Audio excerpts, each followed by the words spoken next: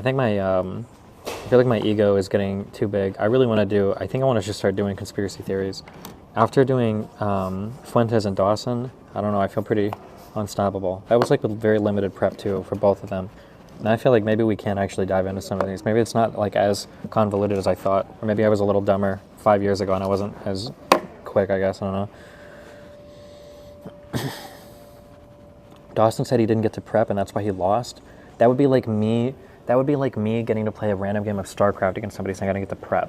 Like Dawson literally does exclusively like conspiracy nonstop. It wasn't like that's all he does. Like I did prep for I only had like a day and a half, but I did do it. Like I watched videos of Dawson talking about like all the Russian troop movements and all that shit, so he knows about it. He's aware of it. But like I know that he like he thinks that, like, for instance, like we didn't even get into some of the crazier things he said. Like the Bucha massacre, he thinks that Ukrainians did all of that. He thinks Ukrainians killed their own children to false flag Russia. Like we didn't even get into the crazier things that he said. But he gave up on every single point that he got pushed on. It was wild. I couldn't believe that. He said you knew the subject for weeks. He only knew one day. What? I knew the subject for weeks? I knew the subject, I think it was 2 days in advance. I got invited to a dinner with a bunch of the Fresh and Fit guys, and I went because I was never going to do it, because I didn't want to do it, because I didn't think I had the time to prep for it. And then I met that Michael Sartain guy, and I talked with him for like an hour. And after talking to him, I was like, this guy is pretty smart and pretty knowledgeable. And I was like, if Michael Sartain is my ally, then I'll do this. I'll do research on, I know the Ukraine shit, and I'll spend a whole day reading everything I can on it. And that's what I did, especially the start of the war in 2014. So I read that whole Rand analysis. I read like a torture analysis for POWs, or for people that were captured, not prisoners of war, I guess, from 2014 to 2015. Like I read a bunch of shit for it, so I was ready to go. But I knew that topic like 1 or 2 days in advance. Like that was it. But yeah, that was it. I didn't know that weeks in advance. But I think the problem is, I think Dawson is probably literally a one-trick pony. Like he does 9/11, and that's it.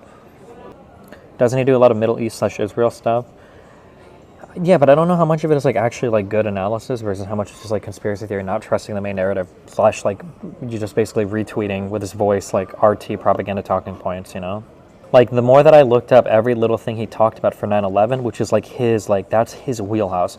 9/11 conspiracy shit is his forte. Like he's literally done FOIA requests to get from the federal government related to 9/11. And the fact that he was still incorrect on a lot of his conspiracy theories, the fact that he said the United States claimed that anthrax came from Saddam Hussein, the fact that he talked about that Jewish texting app or whatever, like, yeah, I don't know. I think I kind of like built him up a little bit too much in my mind. Probably because when I debated him like 6 or 7 years ago, I legitimately didn't know anything about foreign policy. Although to be fair, on that debate that he destroyed me on, that was supposed to be a debate on who would be a better president, Hillary Clinton or Donald Trump. And then it turned into like a 3-hour debate on like the Middle East, and I was nowhere near ready for that.